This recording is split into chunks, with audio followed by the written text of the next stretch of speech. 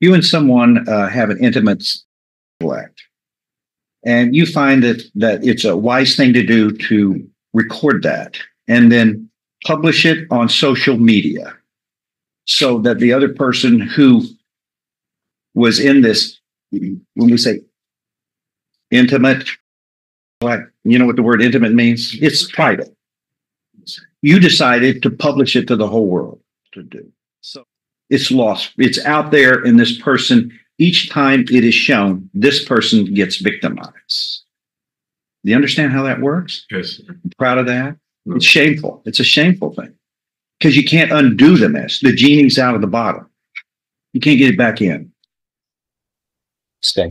What the state would like to bring to the court's attention is that not only did Mr. Claiborne have images, he was sharing images of his great niece on these sites and saying things that he would like to do to her and referring to her as his daughter. I don't have that information. Neither do I. It is. Share that with me. Yes, Your Honor, I can. Do you have anything to say about that? No. Did you do that or not? Yes, sir. Your great niece? Yes. What do you think the harm is? Why do we call it a felony?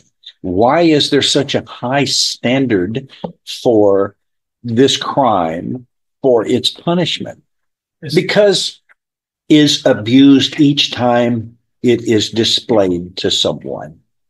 And when it's in the internet, it's hard to ever come out. So when people take a photo and distribute it, and if it ultimately gets into the internet, it's there forever. It is. So that goes through their life continuing to be abused.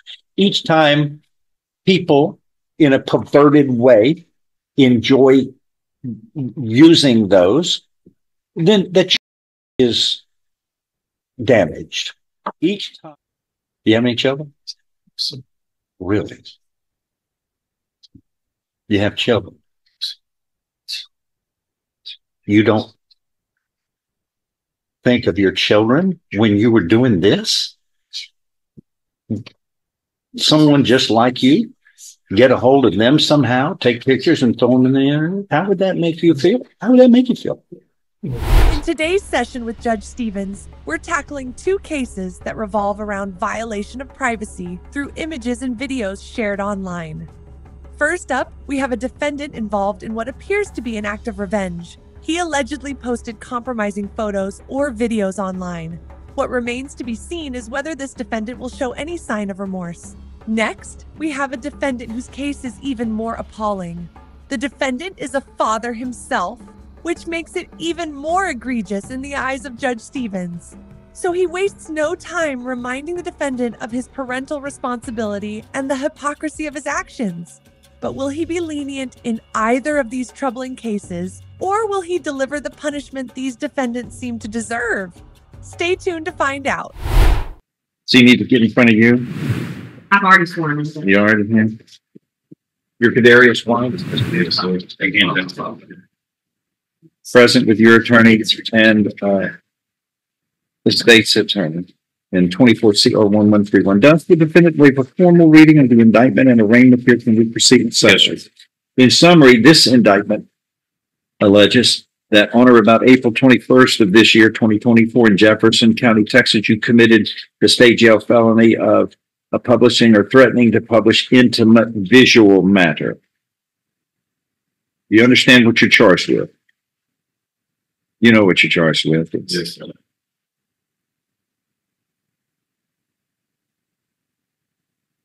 Videos of someone that was supposed to be kept in private that you divulged into the public workplace or threatened to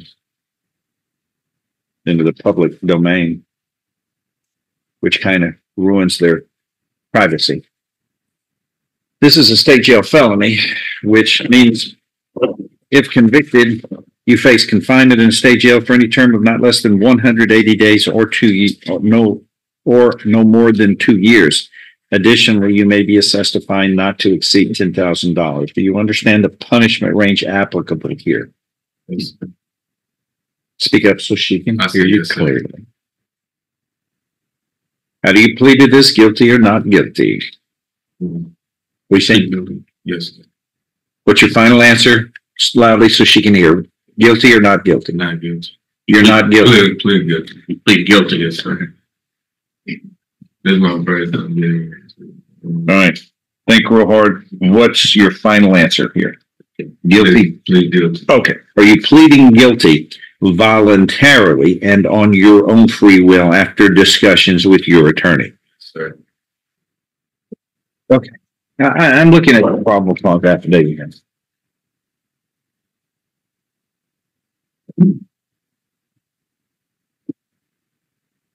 So,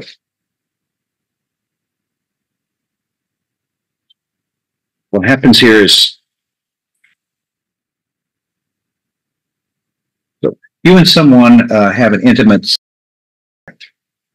and you find that it's a wise thing to do to record that and then publish it on social media so that the other person who was in this, when we say intimate, you know what the word intimate means? It's private.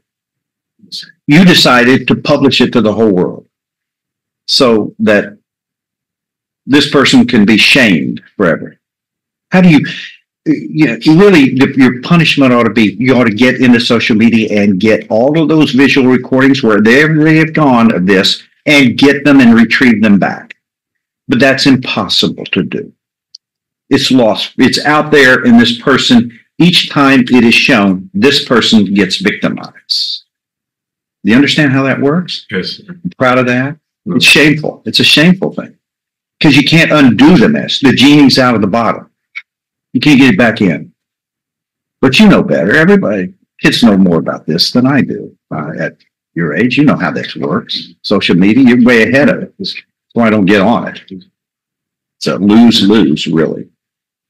But this, it victimizes this person forever.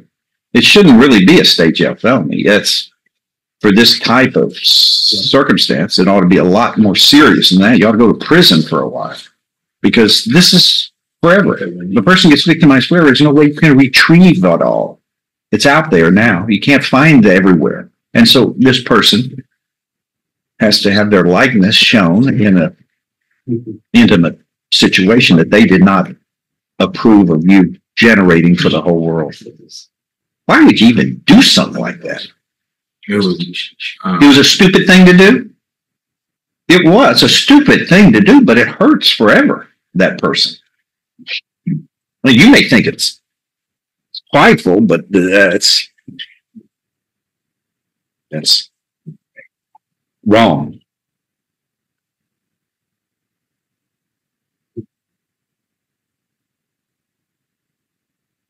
There ought to be a more serious offense for these circumstances. It ought to be. Shouldn't get just a state jail felony because this goes forever. This hurts forever. That person.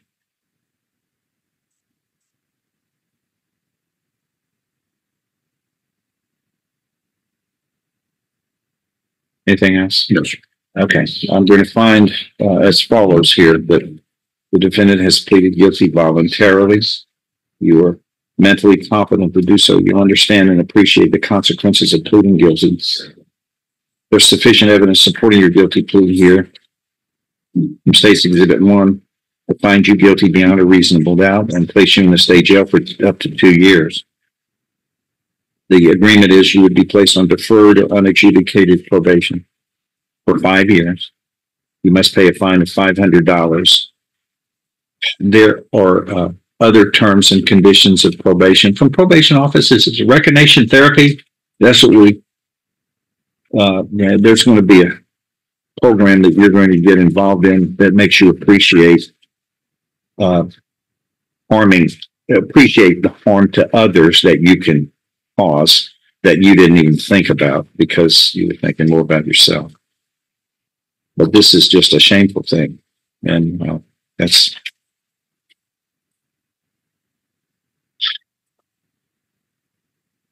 and I can place you in jail for 6 months as a condition of probation, which I'm thinking about doing.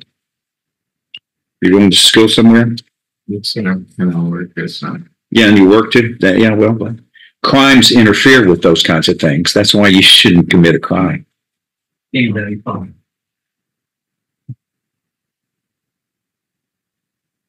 Is there anything else other conditions under these circumstances when we're talking about social media stuff? MRT is the main thing that comes to mind. Well, I'm going to address that. That's what I want. But you're old enough to know better. Or stuff like this that hurts somebody forever. Yeah, okay. Good. Go see that lady. Thank you. All right, on Scott Claiborne. Scott, come forward. That is called first. There's no spots on hills there. Thank you.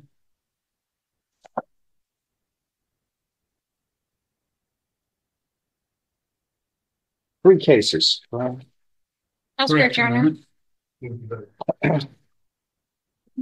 Clause numbers 23-41511, 41512, and 41513 are called the State of Texas versus Scott Claiborne. That was you, sir? Yes. Present with Mr. Macon, your attorney, and the state's attorney.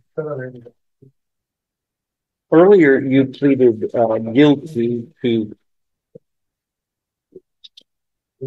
It was just one case, correct? He pled to all three, Your Honor. Yeah. You did? Yes, it's a cap of 8 on all three.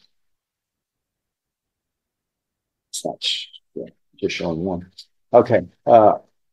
You pleaded guilty to each of 3 third-degree felonies of illegal possession.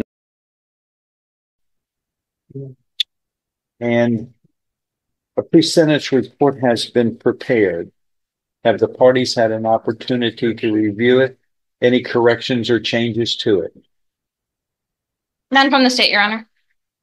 Your Honor, I really don't have any changes or corrections to the pre-sentence report. However, hold on, then it's made a part of the record for all purposes. Okay. And I'm going to give you a chance to have whatever time you need reasonably on this. The agreement is whatever sentence shall not exceed a cap of 8 years in prison in each of these cases. So we're looking at deferred or unadjudicated probation. We're looking at regular probation. That is allowed in this case.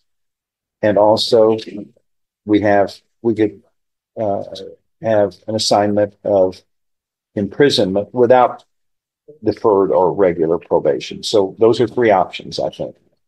I think those are the only 3. All right. So go ahead, Mr. Your Honor, I would draw your attention, and I believe the court should have a copy of this letter from Dr. Asteris of UPath Therapy and Wellness, where Mr. Claiborne has been counseling with him since March of 2022 and continues to see him bi-weekly for therapy sessions. I believe his letter goes a little more detailed than what the pre-sentence report did. He understands his problem. He doesn't really know why, but he's sure moving forward to get an understanding. Mr. Claiborne. Oh, okay. Not.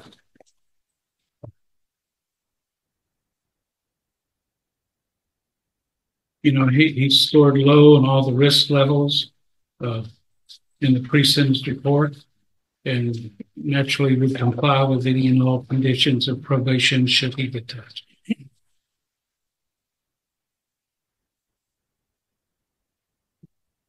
I don't have to copy that later.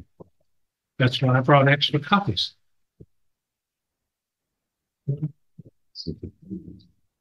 You have a copy? I do. Yeah. I sometimes think that we electronically file it and it just goes out there to somewhere in Greenland or somewhere.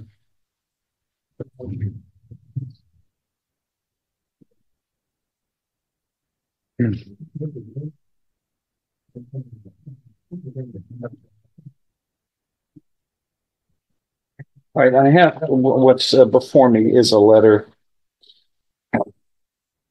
written by Mark Asteris, who I believe I know. Yes. He was with our probation department for many years. And is signing this letter as a psychotherapist, a doctorate in education, and then LPC and LSOTP is something I'm just not familiar with. Licensed psychotherapist, counselor, or I don't know what that means. And then LSOTP-S is another one that starts off with doctor of education, but he's not a psychiatrist. He's not a psychiatrist. He says not a psychologist. No.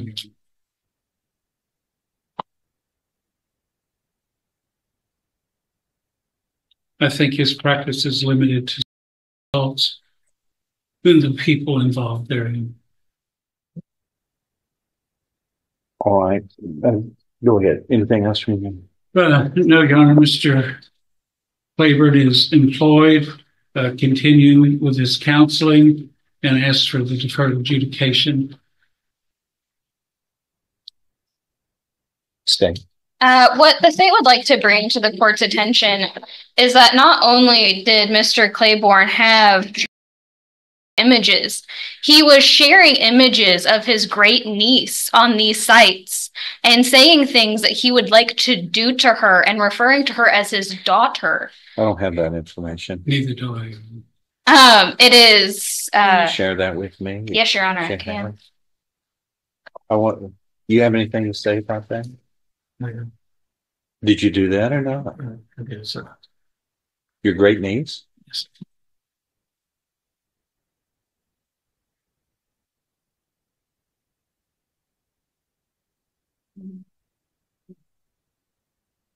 I'm wondering where that can. I've got this in the pre-sentence report, and I didn't see any connections here. It isn't direct in this pre-sentence report, but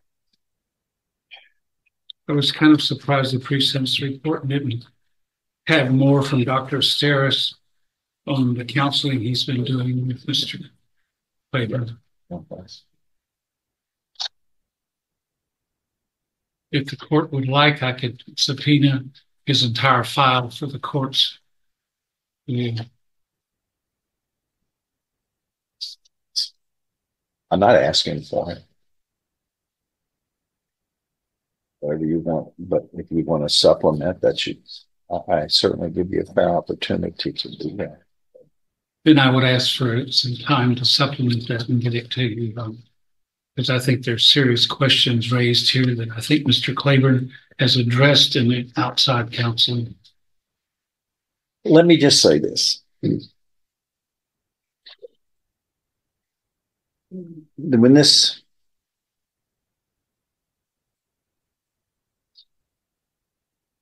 pre-sentence interview occurred, yes, sir. They talked to you.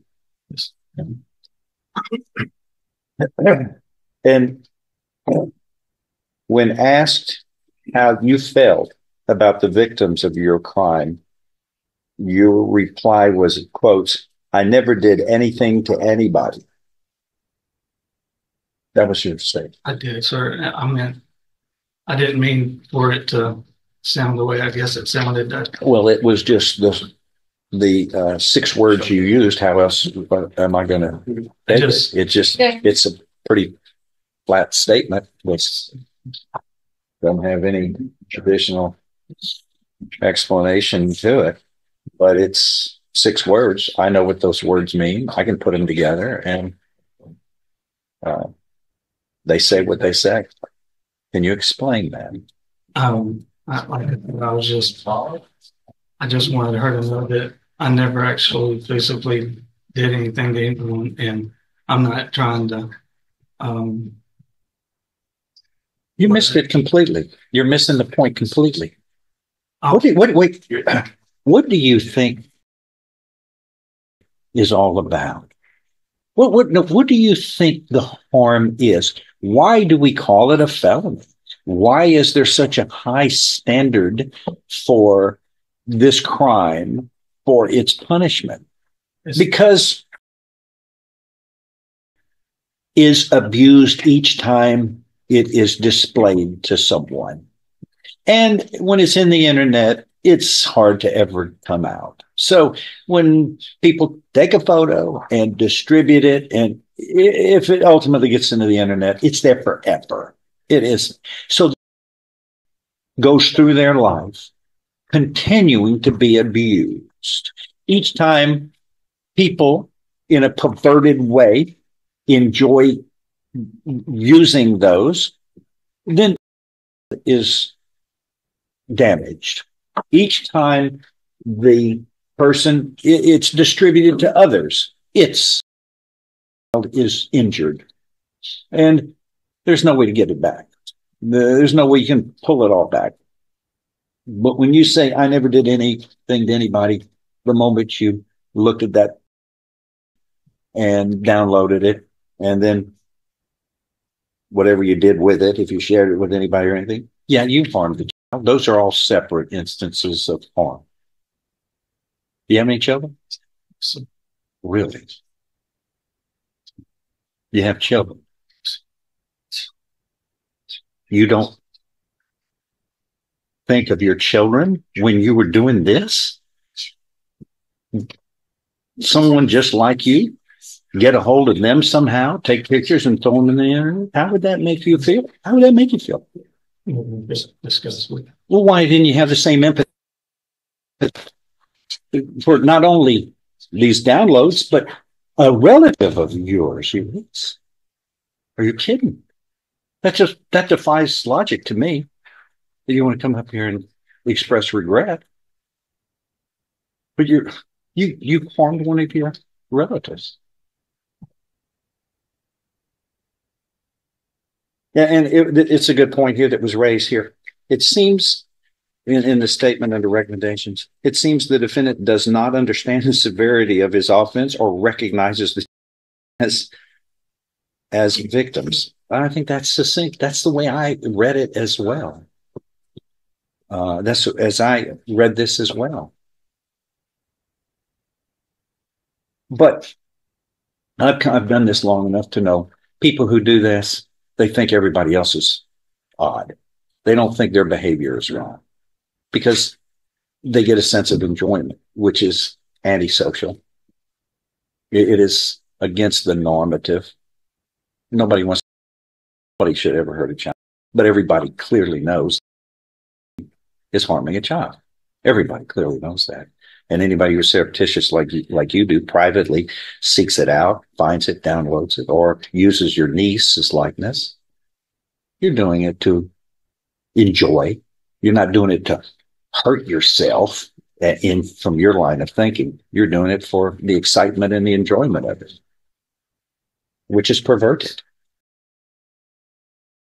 Has strict standards of punishment. And there's not a doubt that normative behavior is not to harm a child. Normative behavior is certainly not to use a child as a boy. Point that out. But you didn't. I regret it every day. You should have regretted it when you did it. Yes, sir. I mean, it didn't seem to bother you then, sir. Or you would have said, I'm not going to touch that hot stove.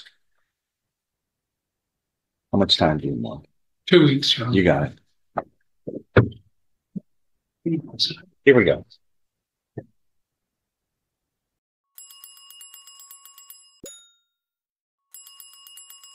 All comments, viewpoints, interpretations, and insights expressed in this video are for education and entertainment purposes. All individuals featured in the video are to be presumed innocent until proven guilty in a court of law. Please do not attempt to contact, locate, or engage with any individuals featured in the video.